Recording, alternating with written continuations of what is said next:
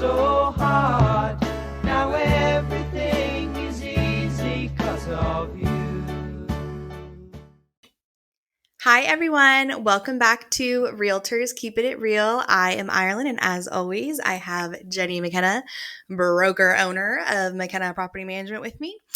And Ireland forgot to say thoughts for rent. Yes, and this is Thoughts for Rent, Realtors Keeping It Real. Yes. And I call Jenni many things. I call her boss, mom, friend, but I also like to say that she is a pirate sometimes because when she finds treasure, she likes to hold on to it.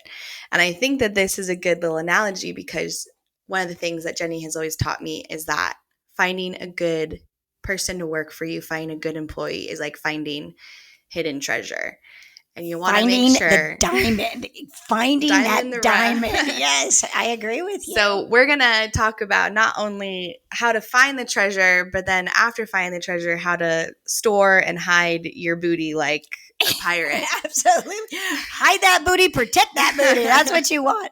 So I know that a lot of people have started businesses. And so this is going to be geared to any business that you are starting, whether that's a real estate career, property management career, opening up a t-shirt shop, whatever. Anything that needs more than yourself. This is what we're going to gear this podcast to. And I feel very, very blessed and very lucky. And sometimes I think it's just about good luck. But when you do it as long and as often as I've been doing it, maybe there is a little bit of, method to the madness. And so I thought I would share with you, with Ireland also piping in on what she sees from the outside looking in. And this should be able to give everybody maybe some thoughts for rent, for maybe when you're developing and expanding your business. So let's just dive right in. Yeah. So you started everything probably around 30 years ago now. So very different things like LinkedIn, Monster, any of those advertising companies didn't really exist. We do take advantage of them now. But prior to that, what was your kind of main secret sauce, or what were you looking for? Sphere of influence. Sphere of influence. I still believe in that even to this day. So when there is an opening that is here at McKenna Property Management, I will always tell the team members, we have this opening. They pretty much know what that position is going to entail. They know what we are looking for. They know the pace that our office is. And so if they've got somebody in their life that they think that would be someone that could fit that position, that's kind of that would be my top of choice is sphere of influence. Yeah. I know that we go to a lot of business meetings and people always throw that out there. It's one of the most commonly reoccurring subject of like, I need to find people. I need to hire somebody. I think real estate's or property management is a little unique because some jobs do require the license, which kind of, shortens your bubble. But one piece of advice that we've gotten before is follow the 3 B's, which is babysitter, bartender, and I can't remember the third B. Teacher. For me, it's school teacher. So I don't know where the B came in, but it was definitely a school teacher. Yeah. I have found that if you are within those worlds of those 3, you have a tendency to know good customer service, communication skills. And I know that I really believe that computer skills can be taught. I know that a lot of people are like, oh no, you need to know Excel, you need to know Word, you need to know this, you need to know that. And you know what? I'm not necessarily a believer in that. I can say my husband, Max, he worked on the Strip at the MGM, and he was a production stage manager. This is many years ago when we first got married. And his boss came to him and said, hey, Max, you know Excel, right? Max had never touched Excel. And he looked at his boss and he goes, oh, yeah. And his boss goes, okay, I want you to put all of the dancers in the Excel and all their start times and a couple other things. And, Max just sat down, took him about an hour and a half, and he learned it. And I honestly believe that is almost the case with any technology. And I also believe technology changes so fast that if you hire somebody who has this particular skill set, who's to say that they're going to continue to evolve that skill set in that particular technology. So I like the customer service. I like being able to have communication skills. Those are the two top whenever I'm hiring for anything. Yeah. I think nowadays with how quick Google is and Reddit threads, most of the time any technology problem I run into, it's a quick Google search and then I find an article and then it usually helps resolve the problem. And then most of the time, if it's not a quick Google search and it's a very niche thing to like the software I'm working on, almost all softwares have like a help where you can talk to a live person or you can get their articles. So I get what you're saying with that, where it's kind of harder to teach customer service than it is to teach Excel. I also like to do this one. So if they're coming in for an interview, it doesn't matter what position they're coming in for. I know they're nervous. They're going to be very nervous when they're talking to me. They're going to know that, oh, she's the one that's going to hire. You can tell, sweaty palms, they're going to trip over their words. None of that really bothers me all that much. But what I do like to do is I like to set them somewhere where there's a computer, and I want them to write me an email. And I'll tell them a topic. It can be a topic that's not even related to property management. It could just be a topic where somebody's really upset about, and I'll make something up. And it could be, they're upset because they brought their car in and they didn't get what they thought was, a proper job. And I want you to put an email together to calm that individual down. And I think that that's one way that you can get somebody to really find out one. And I learned this from somebody who spoke amazing English, but didn't write English very well. So I found that out because that could have been something that you didn't find out after you hired them. But you also find out what their crisis mode is, because I have just now thrown them into a situation that they had no idea they were going to walk into. How do they handle the crisis mode? Do they excel, or do they get really nervous and fearful, and do they back up? Because in my world, I want somebody to go after it.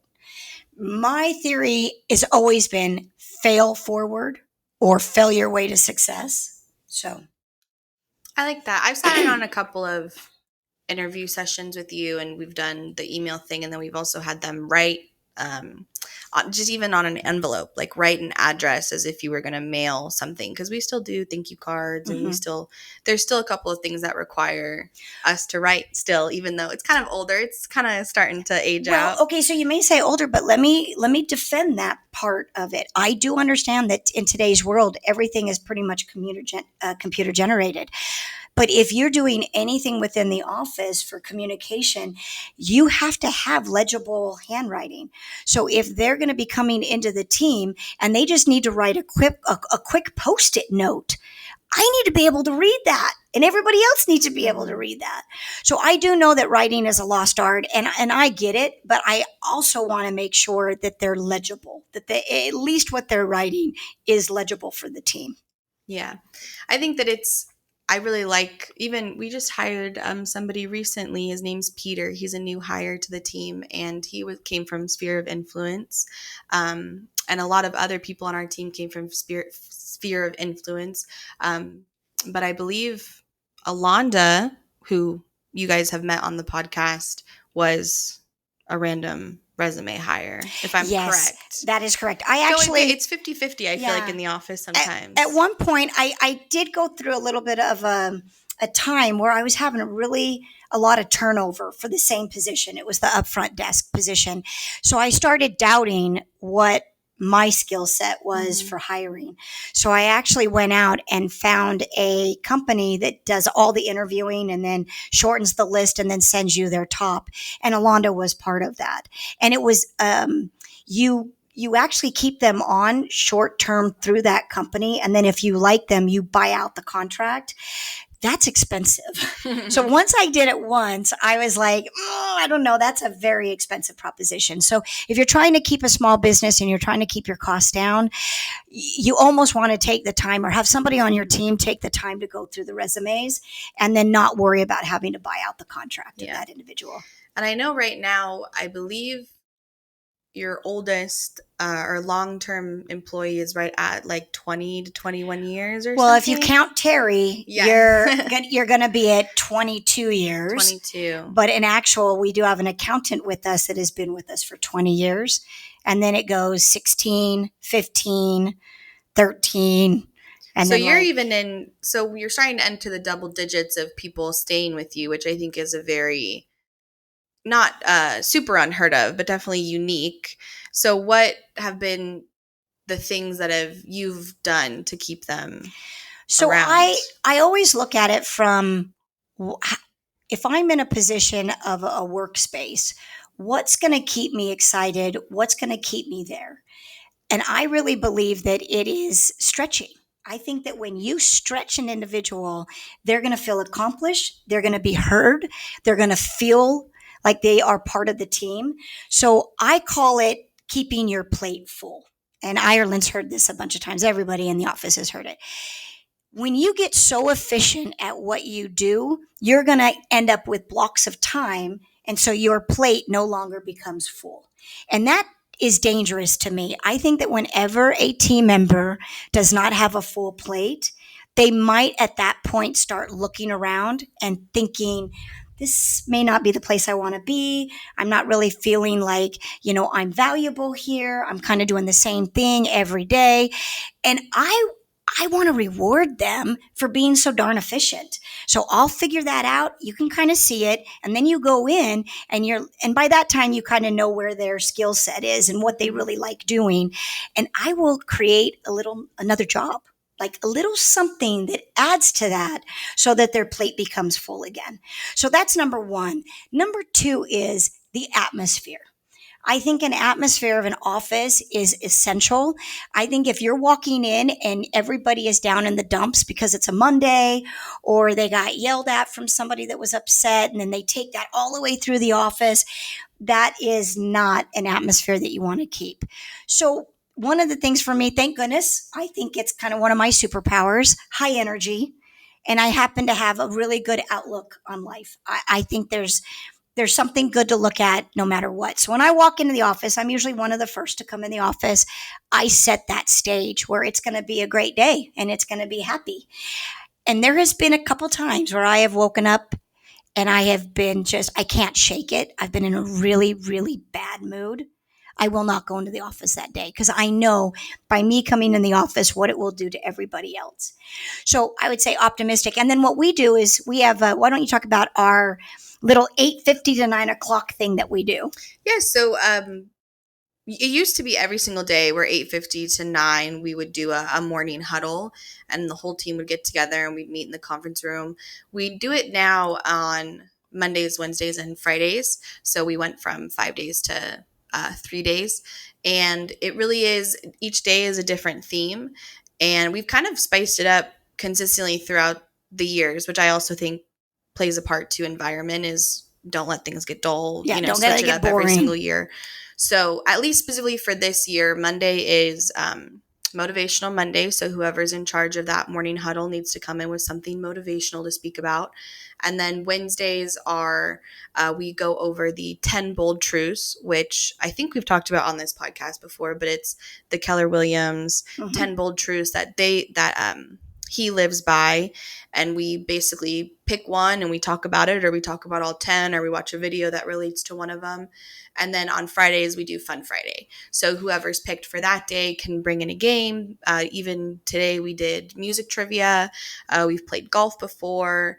So that's a little bit more of a free range, do whatever you want kind of day. And then it gives us a chance to just come together and meet as a team every morning. And not feed off of everybody's energy. So somebody might have had a little rough night the night before, but then Ireland comes in and she's participating and she's talking and we're laughing and she brings something up. It's really hard when people are laughing and being involved to stay in that shell of being upset about the night before. So it really, I think it kind of starts the day off the way you want it in a team atmosphere. We only have 15 on our team. So if this is something where you've got a company that's a lot bigger, maybe you dissect it out into different segments so it's only around 10 to 15 people. It's really nice though because we're department based, I could go a whole day without talking to certain people just because it's not required. So it is nice to get to see faces of people I may not even be emailing, people I may not even be seeing, because that can happen sometimes when it's department based. And then if you are the owner of the company, and you can hire this out to one of the team members, but we always put a calendar that we set up so that you know what day you're assigned, and then obviously that theme, so that you're not just blindsided. Oh, hi, Ireland, you do Motivation Monday today. No, she knows that she's got Motivation Monday on that day of that month. And we just set up that calendar for the month. And then the other thing that I think, and I'll be totally honest to everybody and completely transparent, the outcome of this synergy is the bonus. The reason this was done was because I was having people show up late for work, and I couldn't figure out how I could constantly go in, and rather than making them feel terrible for the day because they were late, I created this, which means everybody is to be in the office at 8:50. We're all in the conference room. Anyone who's late, everybody sees it. It's an absolute automatic accountability. And nobody wants to walk into the conference room and everybody turn and look at them. So it's one of those accountability things that just happened. So that's why our office starts at 8:50. The phones open up at 9:00. And then I really think it kind of sets for the day. And there's some days where it's kind of boring, and it's like, and then there's other times where you just walk out and you have so much energy because you've just been laughing. We had a video on Fun Friday where it's all those babies that do funny talks. And I couldn't stop laughing all day. It just set the whole day to just be a positive thing. So that's something that you might want to think about doing. Super easy. And I think the outcome is really, really good. We've done other, in the past years too, we've also kind of, instead of doing the 10 bold truths, we talked about our own personal values, our elevate that we've talked about on here before. We've also done certain days where we do like accountability days if we were working on goals. So it is really nice because all you really need is the 10 minutes and then you can decide what to do. And so even if you wanted to do like a TikTok day, or you wanted to do a crazy story day, or even if you just wanted to, we celebrate birthdays on some of our 850 days. So the freedom to do it is very much, you can kind of mold it to what you think would be best for your team. And that brings me to the next part. So I don't really believe that you have to be an employer that knows all the ins and outs of your employees. I think that there's definitely boundaries and there's privacy, and you don't really want to know everything, because then when something goes wrong, then you could get pulled into that drama. And I don't think that's healthy for either party. What you do want to know, though, is some interesting things that will surprise them. So, for instance, I know that our accountant, and this is years and years ago, he loved dolphins, and he had dolphin posters. In fact, I think he had a dolphin tattoo. But anyways, I knew he loved dolphins, and I didn't even have to go in and find out all the details. It was pretty obvious. So for one of his anniversary gifts, Dad and I sent him over down to the Mirage where they had a dolphin experience. And that was something that he never believed. He never thought that a boss would do that, give him a day off and send him over to the dolphin experience. So I think that there's just little things that you've got to always be mindful of when you're walking through your office.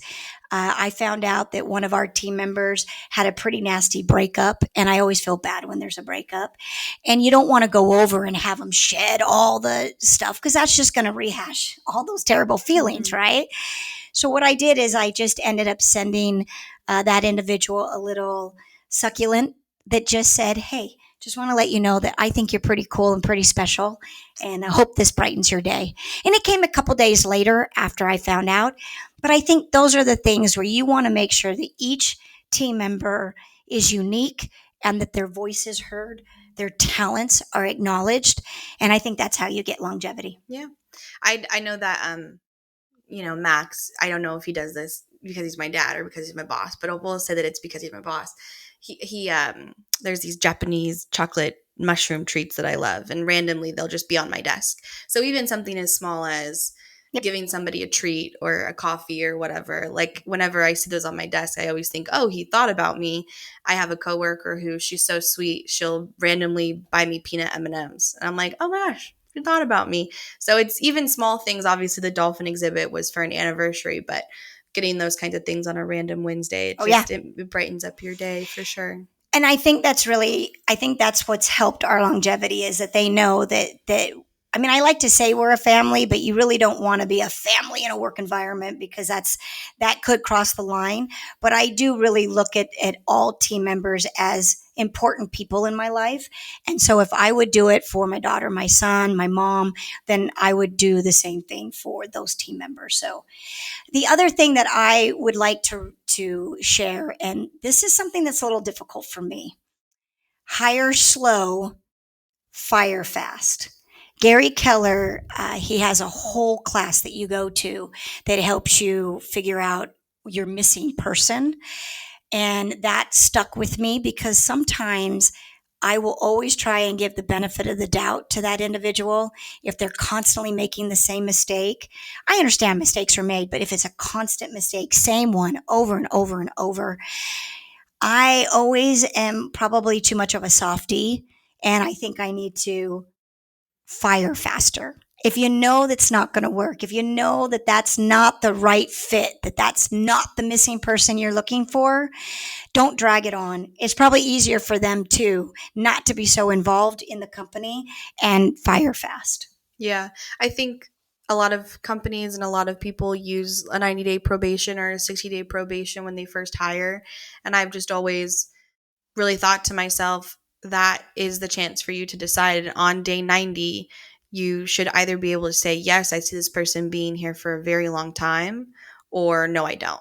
And you should figure it out within the first 90 days. And probably subconsciously or consciously you have. You just need to say it out loud, and then make sure that you act accordingly. And go with your gut. I really believe that when you are a business owner, you know your vision of what you want for the company. And you can try and tell your vision to somebody, but the truth is that complete picture of your vision is only with you.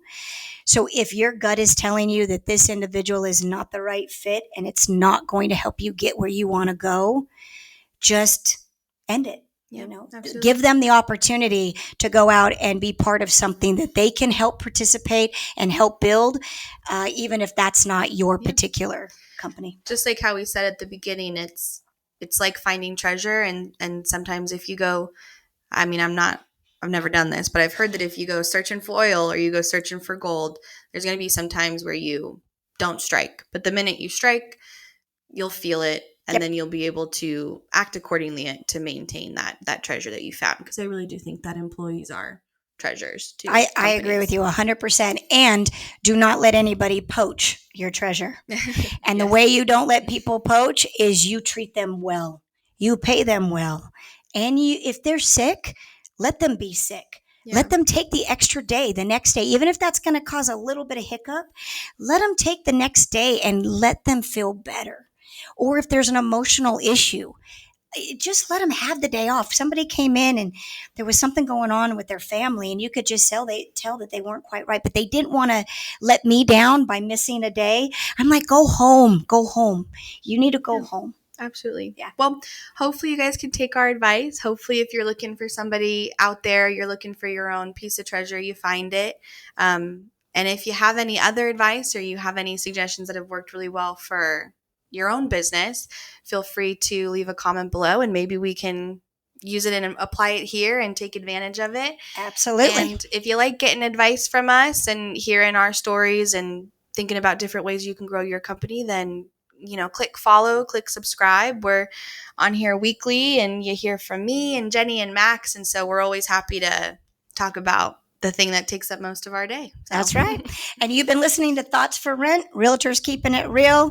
Share this episode or subscribe. We sure do appreciate you for listening, and we'll be back next week. Bye. Bye, guys. See you next week. Oh, there you go. Sound good? Okay, good. I'll pass over to Ireland. Here you go, kid. Thanks, Pops.